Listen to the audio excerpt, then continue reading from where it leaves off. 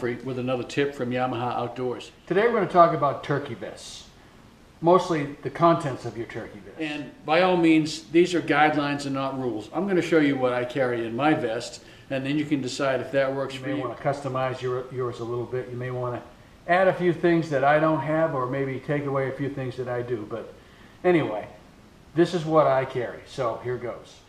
Right off the bat here, I've got a slate call, or sometimes called a pot and peg call. These come in different varieties. I prefer a natural slate. I just love that natural sound that it gives, that really sweet sound that you get out of a natural slate. And obviously, I'm going to carry at least one striker to make this thing work. This particular one is one I had custom made for me. But it's not the only one that I carry. A lot of things can happen out in the woods. Maybe you lose your slate. Maybe it rains. I carry a synthetic slate in case. It's a backup. If I lose mine, if my primary slate breaks or whatever, or like I said, foul weather. And along with that,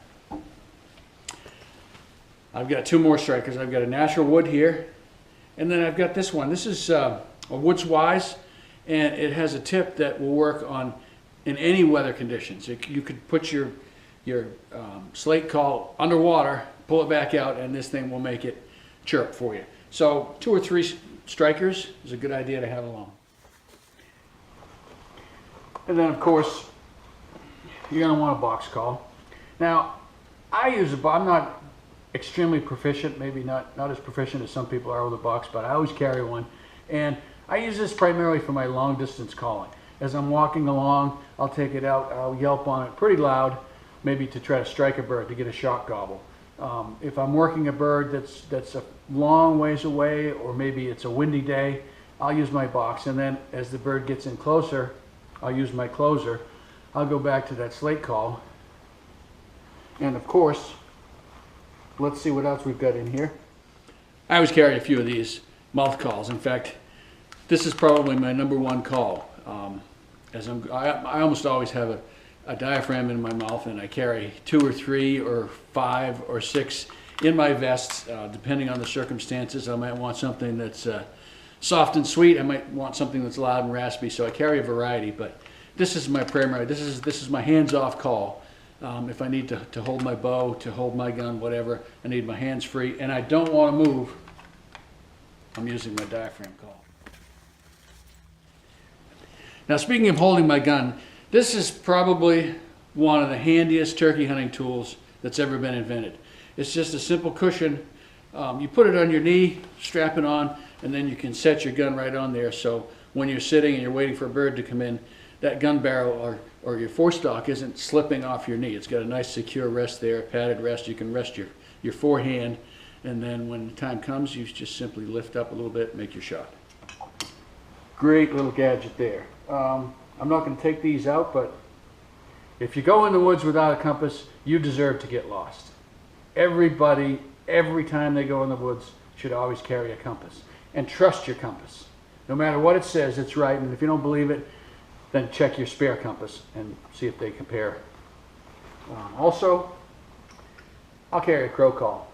That's a good shot call. If I don't want to use my box call or a slate call to strike a bird, try to get it to shot gobble and give away my position, this way I can get him to give away his position, but he thinks I'm a crow, which attracts his attention less than it would if I were making turkey sounds. And you can also carry an owl hooter. Many people do that, but you could probably make that call with your mouth anyway, or your voice, so it's up to you whether you want to carry an owl hooter. Another really handy thing to carry along is some sort of a multi-tool. This one here happens to be called the turkey tool, and it's got a variety of different blades or devices on it.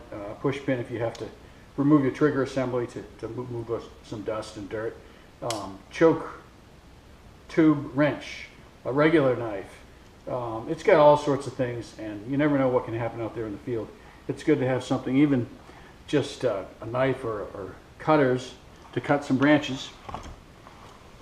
Or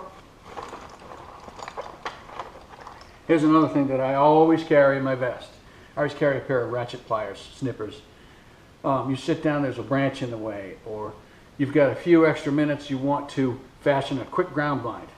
Lop off a few twigs, a few branches, stick them in the ground, instant ground blind. So I carry these with me. A flashlight is always handy to have. Sometimes I'll carry two. I'll carry a regular flashlight, and then I'll carry a headlamp. That gives me hands-free travel through the woods. And of course you got to have ammunition, shotgun shells if you're shotgun hunting, or whatever your choice for the day is. Back to our calls for a minute. I carry a call toolkit. This has a little sandpaper for my slate calls, a little emery cloth for my slate or my box. I've got some chalk in here if I want to fashion up my box call, tune it up a little bit, and a little abrasive tip here, something to sand the tips of my strikers on this end. Takes up very little space, weighs a few ounces, but can come in real handy when those calls start to go sour in the moment of truth.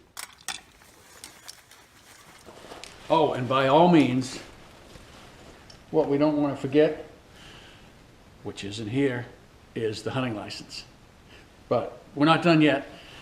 Then there's the back. There's this handy game pouch that we're going to fill up with a turkey at the end of the day. But before we get there, I carry a turkey wing. And some people might think, what in the world would you carry that for? But this makes a great turkey call. First thing in the morning, the birds are roosted. I'll give it a little fly down. Ah, something flew down over there. I'm going to go check it out. That's what the gobbler says. Okay, carry some decoys. Now, here's where we really get into choices. This is Montana decoy, strutting tom, and I like these because they're light. They take up no space. There's no weight to it. Easy to set up, but you know, you might like full body, you might like the foam type, you might like another form. It's up to you, whatever you use, or if you don't use decoys, then you're all set there. And don't forget the stakes. If you got decoys, you're going to need decoy stakes. And this is another call that I almost always carry with me, my gobbler call. Sometimes this makes a difference. This can get the bird to come in when the hen sounds won't. Turkey hunting and deer hunting, and this applies to both decoys and turkey calls. It seems like jealousy oftentimes is a stronger emotion. If you're trying to attract a male, if you're trying to attract a tom, if you're trying to attract a buck, you put out a buck decoy and he's more likely to come in than if you put out a doe decoy. And the same with turkeys. If you put out a jake or a tom and a hen, another tom is much more likely to come because he sees that as competition. Then, of course, there's the vest itself. This one happens to be the new Primos turkey vest, and you saw me pulling stuff out of pockets and pouches, and you know, I'm a gadget freak. I like to carry a bunch of stuff, so it's great to have all these different pockets. They're nice and secure to zip up, to keep things safe and secure. Here we got zippers here. Inside there's all sorts of space for just about anything you can imagine. I've got some things for my strap. A little clear case here. I could put a cell phone, a smartphone in here. I could put a GPS. I could still see it if it gets wet, but it's safe and secure. And plenty of space in the back. And then I've got a nice magnetic fold-away seat here. And I can adjust that with a little bit of back pressure. If I have a weak, not something strong or big to lean up against, I could even sit down in the open with this, with these straps on the side. But you know, the longer you sit, that back gets tired, and this is a real comfort feature for you. If you have to sit a long time, wait for that bird to come in, your back isn't going to get tired. You're not going to get cramped up. You're not going to move, fidget around. So, like I said, these are the things that I carry in my turkey vest. You can customize to suit your needs, and it may change with the hunting conditions. You may want to run and gun and go light.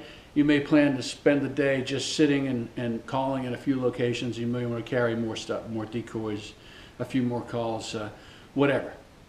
So, turkey vest, contents, the vest itself. That about covers it for this time, but please check back again soon and often with Yamaha Outdoors.